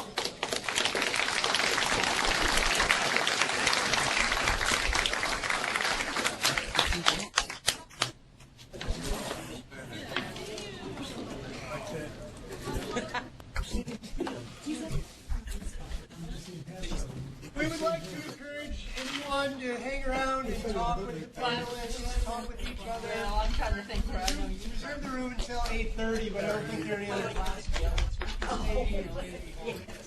So don't feel like you have to rush out. If you have other questions for these guys, if they're willing to stay and talk. I kept thinking bring the community center and the place where you work.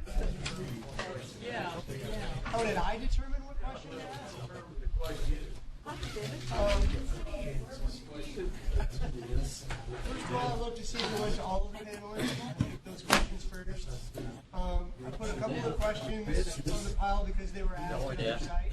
And I just didn't get to the rest of them. I haven't I'd like to say one more thing. There's no formal legal protections or fundamentals for freedom to grow crops and raise livestock in Oklahoma. There's nothing. There's no legal right to farm in place. So when they say that we already have the right to farm, there's not one on the books. There's not statute. Are you sure about that? Because of this, the state government can crack down on farmers and ranchers whenever it wants to, and whatever extent it wants. But I know there's statute.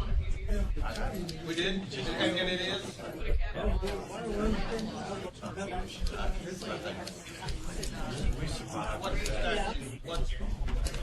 What's the statute?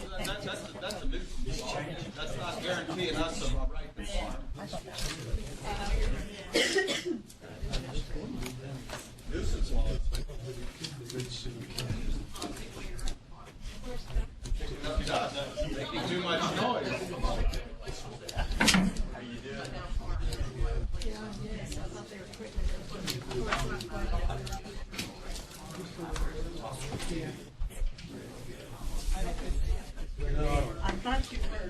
Who pays Drew Edmondson? You can ask that question. Ask Tim. Tim! There are nuisance laws. We're not doing that. I had a call from a guy. We're about to Microphone's right above you. Tim! I'm not familiar with it. Do you know what the number is? Statute 50. Tim! What? Who pays Drew Edmondson and how much? I don't have any idea what Drew Edmondson makes. I don't know. Who hired him? Yes or no? No, hired Drew Edmondson. There you go. The Oklahoma Stewardship Council. Ask Ben. Ask Ben if he gets more than that $275,000 that they raised. I don't know what he makes. Okay. I don't know Ben either. Do I? Is there another point in time when my questions will be answered? I'm fair to stay. I say here as long as you want to ask questions. Everybody what does 777? What does it stand for? You want me to read the law?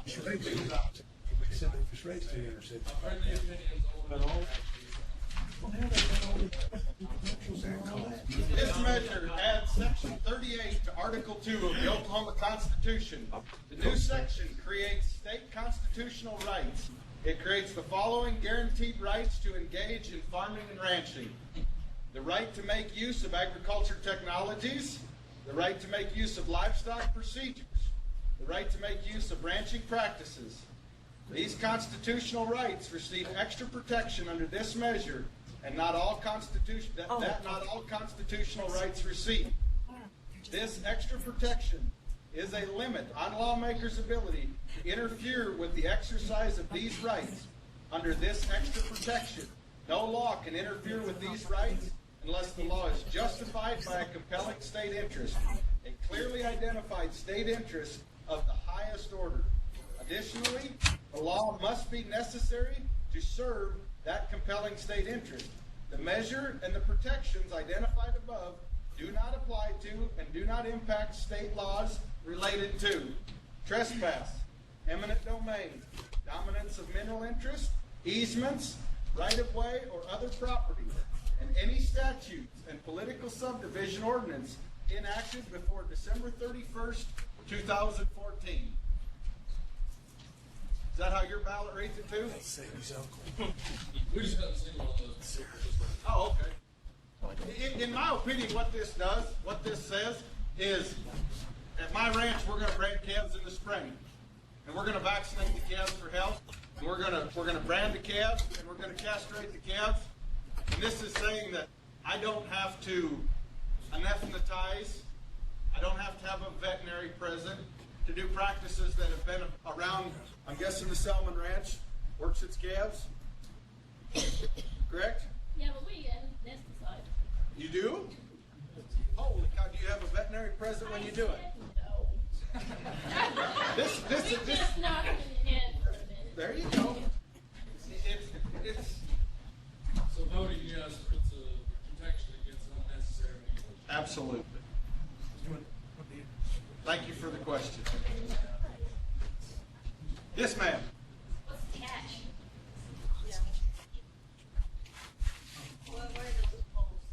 The catch is that says there can be the legislation can pass no laws that hinder basically agriculture. So Unless it's justified by a compelling state which interest. nobody knows what the hell that is. It has to be proved in court at a great expense. So it's basically taking my rights away to vote on something. It's taking my rights away to be able to afford to protect myself, because I can't afford to go to the Supreme Court and prove a compelling statement for thousands and thousands and thousands of dollars. It takes my rights away, is what it does. It's un-American. Ma'am, I believe it gives you more rights. Well, we disagree. There are all kinds of state laws that are already in effect that protect you, ma'am. The State Department of Agriculture, ODAF, has control over, or has been regulating the pollution, the air quality, the water quality, and have regulated all those things like what they're talking about. They've regulated any pesticide application or anything. Like the one man had told you, if you have a problem, you can file a complaint with the Department of Agriculture, and an inspector will be with you shortly to come out and take care of your complaint. Well, if that's the case, then I don't need 777. Yes, you need 777 because it protects you against those outside interests from coming in and telling you what you're going to do with your livestock down the road, like the people had told you about the air-conditioned livestock trailers and everything, all the small regulations that they want to pass that'll put us financially and feasibly out of business. Hey, I'm going to tell you right now, there's no reason to get heated. You've got a great argument. I've got a great argument. She's got a great argument. What we need to do is understand the state question. I'm on the same side as you are, but this young lady here, there's no need to attack her. Okay? What we need to do is we need to prove to Mrs. Selman that what we're doing is we're going to allow in the future these regulations will not affect her. And that's what we need to prove to her, is that the reason we set up State Question 777 is to protect her. And if we can get her to see that these no-nonsense laws are the ones that we're trying to keep from affecting her ranching lifestyle, that's what it's designed to do. I want you to do that. I want to be protected from those people, but I don't want it this way. Well, I mean, I'm not going to change. I'm not going to change your vote either way. But if the whole thing is so many people in today's society are liberal or conservative or Democrat or Republican, and this question has nothing to do with Democrat or Republican. This question has to do with Oklahoma agriculture and its protection. And the problem is, just like what they had said, was that there's only 2% of the population that's still out on the farm and has any connection to the farm. You have 98% of the people of this state are in urban areas that have no connection with the farm. And when you start putting legislation or questions out there for them to vote on, and they don't understand, are you going to let the urban populations dictate to you as a farmer what you're going to do with your land down the road when they have no earthly idea what you've gone through to possess that land, to own it, work it? Are you going to let 98% of the people, which are city people, tell you what you're going to do? That's what we're looking at down the road. Not willing to give up my rights at this time for this piece of legislation. Give me something better. And the guy in Enid did a terrific job. If we can agree to disagree tonight. Let me say something real quick about the guy in Enid, the guy that's an attorney.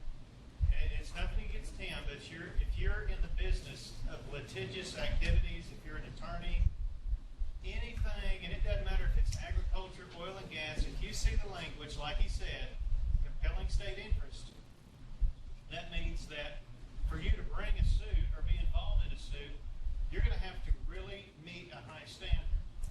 And that makes it more difficult for that industry. And there is an industry out there that litigates things. And that is a threat to the industry that litigates compelling state interest. Well, why did the president of Farm Bureau say he wishes that wasn't in this language? And he did say that. He wishes compelling state interest was not in that. Pardon me? He was misquoted on that. He's had rebuttals all over. I saw the video. And then that's fine. He was why would you want this stated more clearly? That takes away all flexibility, including for exception. There's exceptions there.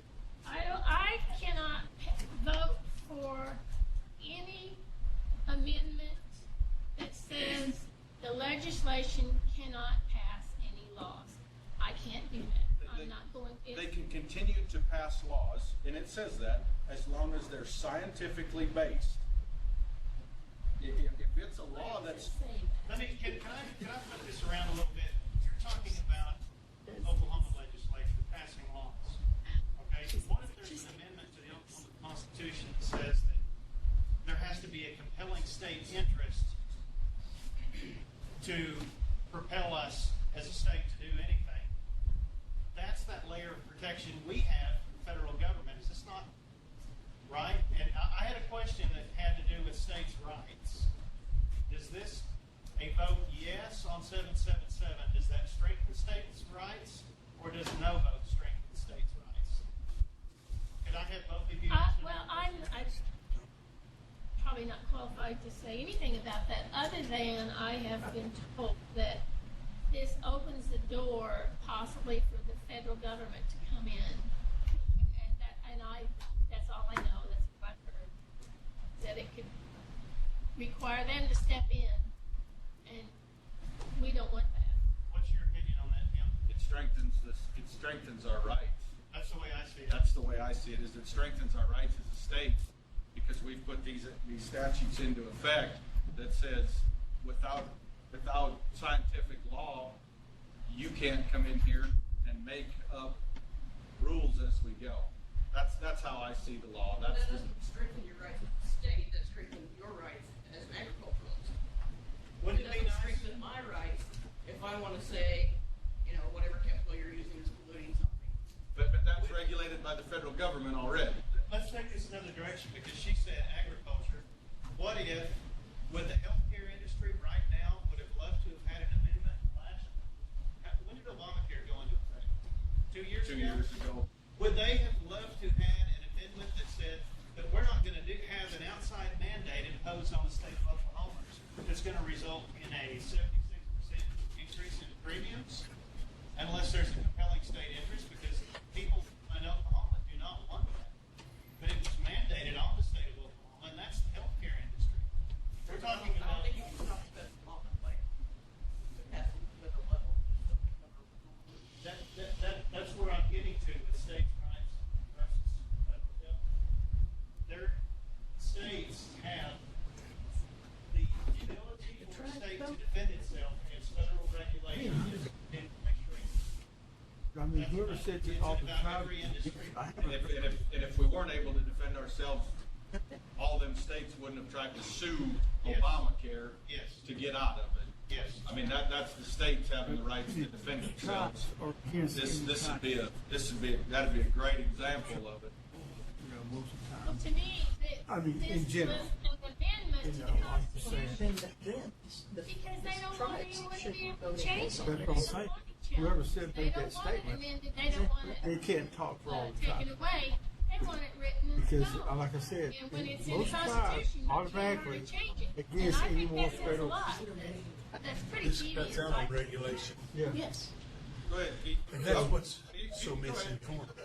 Yes, we are misinformed. That's what I'm And all saying. this crap, the state we already regulate all it's this already stuff. got all that. And they're not changing any of it, none of it whatsoever. I said for protection, they're voting yes. All it is when they say compelling state interest, it's just one of those things that you can't come in and say, well, you're cruel to your chickens and you have to give them a bigger pen.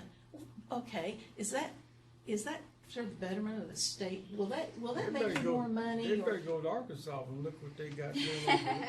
Yeah, but I mean, What it's about these bullshit chicken like farms? that. And then like the air-conditioned stock trailers and all that, that is not, for them to impose that upon us. Well, we need to take care of our kids who don't live in climate-controlled environments. Take care of our humans that don't live in climate-controlled environments before we start imposing this on agriculture. That's just stupid. We've got babies who can't. Yeah. But granted, right now, there may not be anything in there. The things that have gone through, okay, when they did the horse slaughter thing, which I was opposed, I think we should have left horse slaughter in.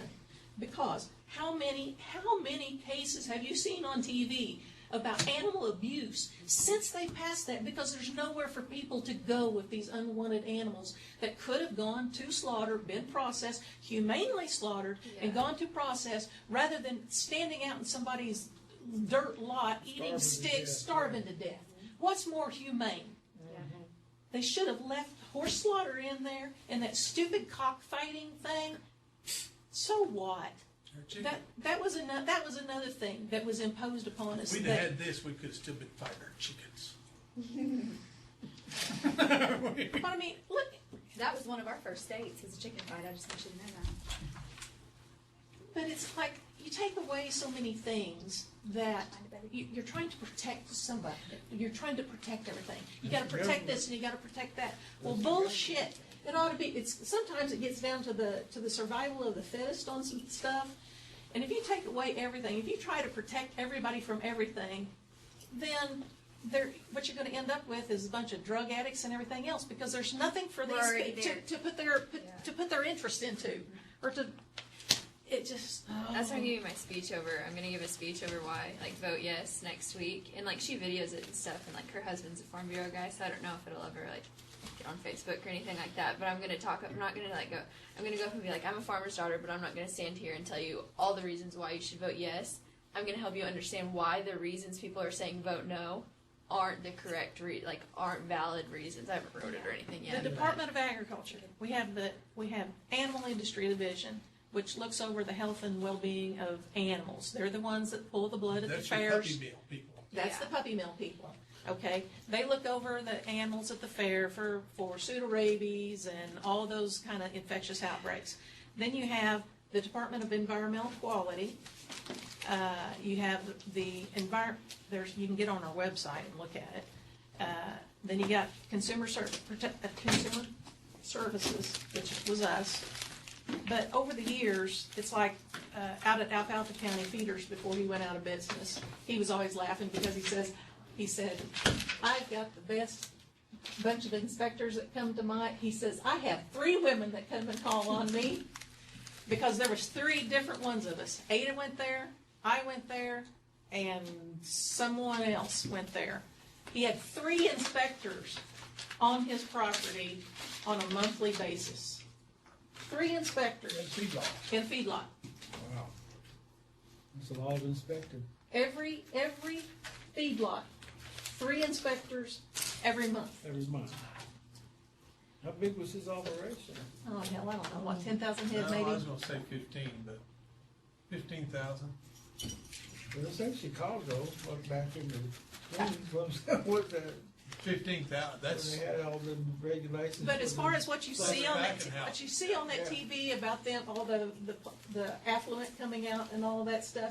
Well, yeah, they got a picture of it, affluent going out into a lined lagoon.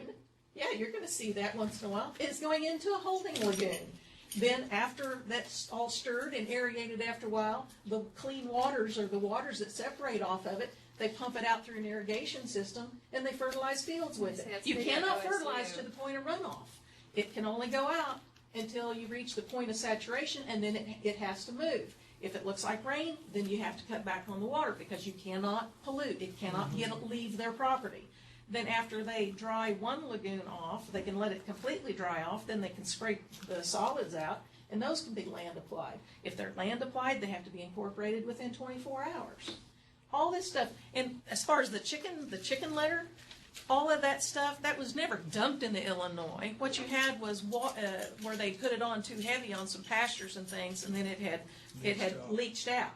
And what they had started doing there was, you see the lime around the water treatment lime. Some of the water treatment lime is actually alum based, which alum ties up phosphates. And it wasn't nitrogen or nitrates getting into the Illinois or the Scenic River stuff. It was phosphates getting in there that they were concerned about. So OSU started doing some studies and found out that they could put the alum water treatment lime around the edges of the field, and whenever the affluent went across the alum water treatment line, then the alum would actually tie up the phosphates, and keep them from getting into the water.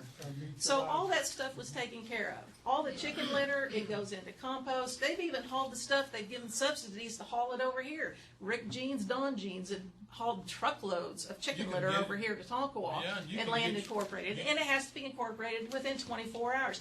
All this stuff has regulations all in place.